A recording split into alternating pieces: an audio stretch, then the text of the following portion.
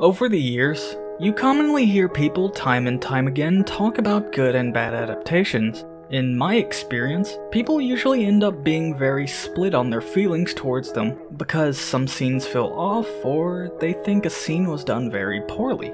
In some cases, they'll even praise how a scene was done better in its adaptation than in its source material. Personally, I never really hear much of people talking about adaptations positively. Any positive discussions I stumble upon usually get drowned out by the negative ones. They push all sorts of other discussions out of my view, and it really gets to me, considering the anime adaptations I always hear them talking about are not even bad. At the very most, the ones that I constantly hear people talking about are just off-putting at the very best because of how some important scenes were handled. The fact of the matter with adaptations is that, more often than not, there's not really much difference between the versions that's noteworthy because, even if they're very noticeable, they aren't usually things that ruin your experience.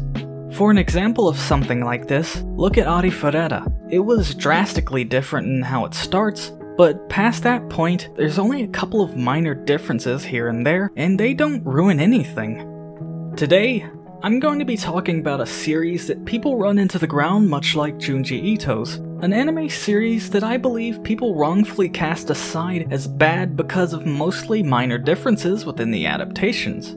The way people have talked about this series over the years seriously makes me question if they actually fucking read the manga. They've droned on about the adaptations for so long that I frankly think it's insulting to the creator. These adaptations might not be all too perfect, but they aren't bad in the least. There are some parts in the series that are poorly adapted, but that alone doesn't make the adaptation bad overall. Tokyo Ghoul is one of the only series I've seen where fans will try to crucify you for even saying remotely good things about its adaptations. Whenever talks about them arise, it's always there. You never really see a level-headed conversation about it, and I can understand people's complaints to a degree, but that doesn't stop me from saying that I think you're wrong. To give a bit of a heads up, because I know for a fact that some people will try to brush this video off by trying to say that I've never read the manga, I've read Tokyo Ghoul long before I ever watched the anime. While I was late to discovering this series, I was always a bit off-put to watch its anime because back then, I did hear quite a lot of people saying that the first season was bad. Nowadays, however, it's talked about in a much better light, but you'll quickly notice that everyone seems to flip their shit at the mere mention of Route A. Season 1 of Tokyo Ghoul has its differences between the versions, but overall they were more to its benefit than its detriment. I'll preface this with the biggest and most obvious change you'll really notice across all of the adaptations. There's barely any of Kaneki's inner monologue. The lack of this only affects knowing how Kaneki's thought process works throughout the series. You do manage to lose a little understanding for some actions because of how much the series relies on Kaneki's inner monologue for some bits, but it's not like it makes things confusing without that bit of knowledge. Season 1 starts off with an expanded version of the opening scene in the manga, which is a really nice change. It has additional scenes that persist throughout the series and shows how everything links up to flesh out the start of the story. On the other side of things, you do miss out on Kaneki's thoughts pertaining to the literature that he reads, but those parts are best left in the manga for an even greater appreciation of the events that they're tied to. This season is filled with all sorts of small but slightly different changes. For example, Toka started teaching Kaneki how to fight instead of it only being Yomo. There were slightly different reactions after Toka fights the ghoul inspectors, and how Kaneki got his mask. There's also the way that Kaneki found out that Toka was a ghoul. It was mixed in with Nishiki's introduction to the series, but that's the only somewhat big change until the final arc of the season. The anime doesn't really give you a good handle of how long Kaneki was kidnapped in the final arc of the season. Because of how some events of that part are a little jumbled up, it feels like a significantly shorter amount of time has passed since his kidnapping. While the manga doesn't exactly tell you how long Kaneki was in Jason's custody, he was with him being tortured for no less than 10 days. Honestly, the brunt of the changes between manga and anime are within the last 2 episodes. The viewer learning about the CCG's side of things leading up to the attack against Aogiri Tree isn't explored as in depth.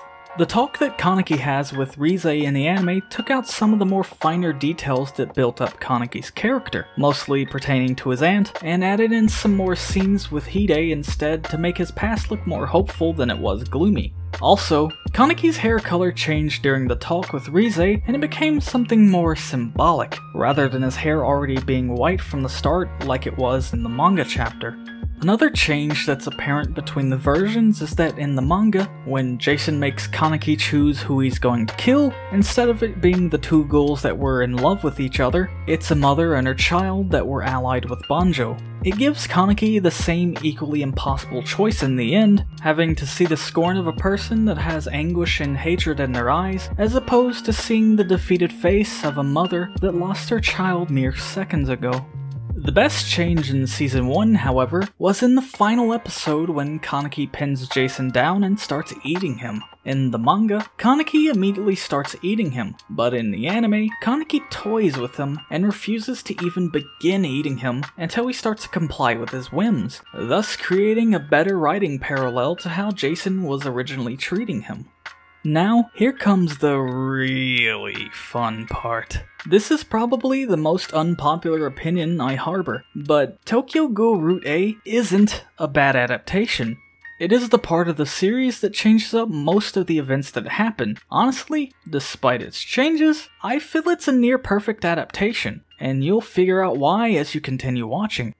Let's start off talking about the most obvious reason why people think it's bad. In the anime, Kaneki sides with Aogiri Tree instead of creating his own team. While this may seem like an odd choice at first, it ties back into the core value that Kaneki developed after being tortured by Jason for this unspecified amount of days. When he gets out of that room, he looks around and sees countless amounts of bodies and death from both sides of the fight, and it genuinely hurts him. Kaneki choosing to join Aogiri Tree doesn't go against his character, and it's heavily implied through the visuals that he chose to join them because it would be the easiest way to stop all the fighting. It ties into a very prominent theme in the final half of Tokyo Ghoul that becomes a core ideal to the series as a whole. The anime took it a step further, but in the manga, after the Jason fight happens, Kaneki starts going down the wrong path. He's gradually becoming the bad guy, not in the traditional sense at least. He's painfully aware of how he's changed since becoming a ghoul, and he sees himself like this because he starts going against his original ideals. When it comes to this part, Kaneki feels like he's obligated to fight to save those around him. In reality, his brush with Jason set an insatiable hunger to fight within him. He wants to get stronger because he felt like he was too weak, and that's what sets his wrongful path into motion to begin with. He's deluding himself while pretending that he's doing all of this for the benefit of others, when it was really just for him. The cool thing with Route A that I've always enjoyed was that it took the what-if approach. There are some small differences among the minor events, but all of the major events, except for one, are still intact. Its approach is ideologically the opposite of the path that the manga took, but the conclusion that both versions reach are still the same. No matter what he does, Kaneki is still becoming the bad guy in the adaptation. The choice that he makes at the start of the season even represents that change on a symbolic level. The anime stretched material from the manga around quite a bit. The raid of the ghoul restaurant doesn't happen, but Kaneki still meets the one-eyed twins. The team with Banjo and Tsukiyama is still there, and it makes relative sense for those two to team up to follow Kaneki around. Banjo, from nearly the moment that he met Kaneki, pegged him as a good guy that he could put his trust into, and Tsukiyama for the very simple reason of wanting to eat Kaneki. It gives both of them a realistic goal to share despite having very different motivations, and that is just one reason why Route A is a great adaptation to me.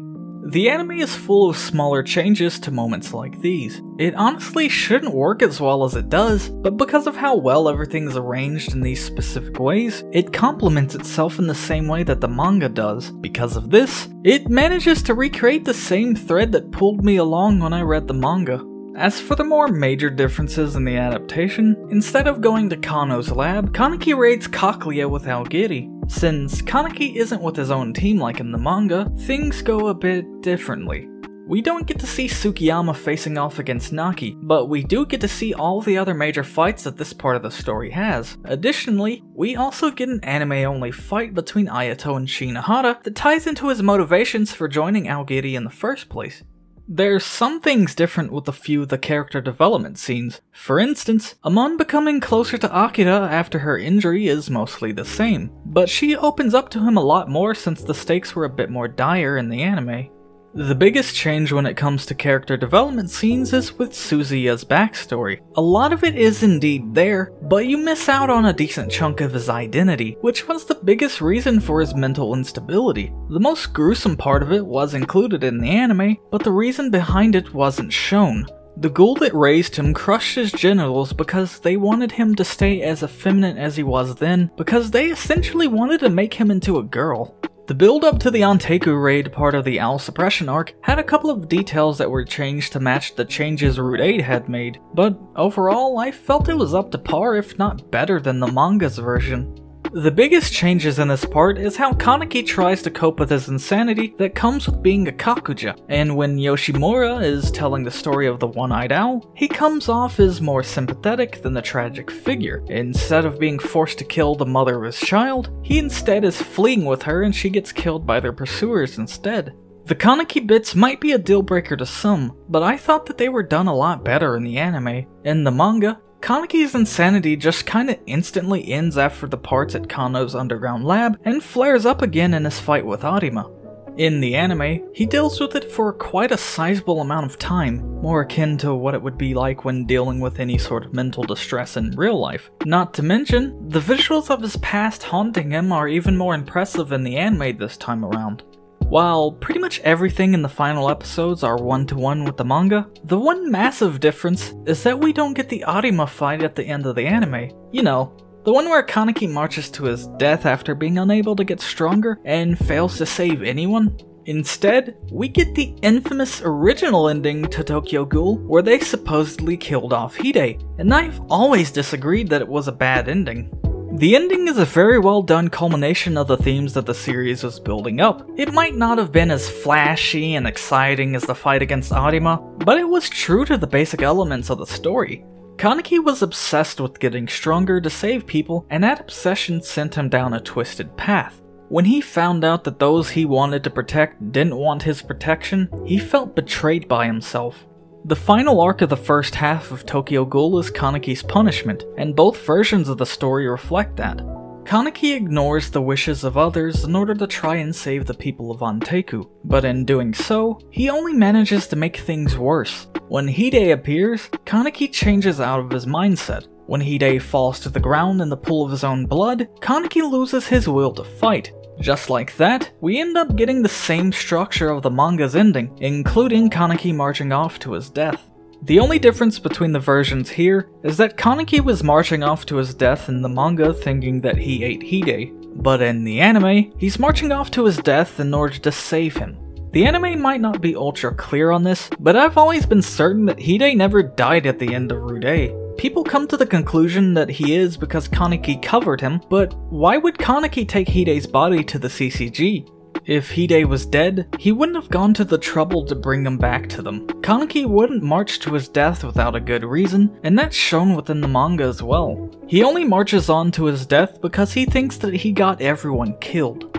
Now, let us move on to Tokyo Ghoul Re, the adaptations that were the most faithful to the manga. While it was airing, I heard a lot of lies about the adaptation, with the most common one being that it's rushed, having about 11 chapters per episode. I can see why some would say it's rushed, but that's just wrong. As a manga reader, it was going at the exact same rate as I was expecting it to go, and it felt completely fine to me. It goes at just about the same pacing as the manga does. For the first season of Re, there's not really a whole lot that I can say about it. It's about as one-to-one as you can get for an adaptation.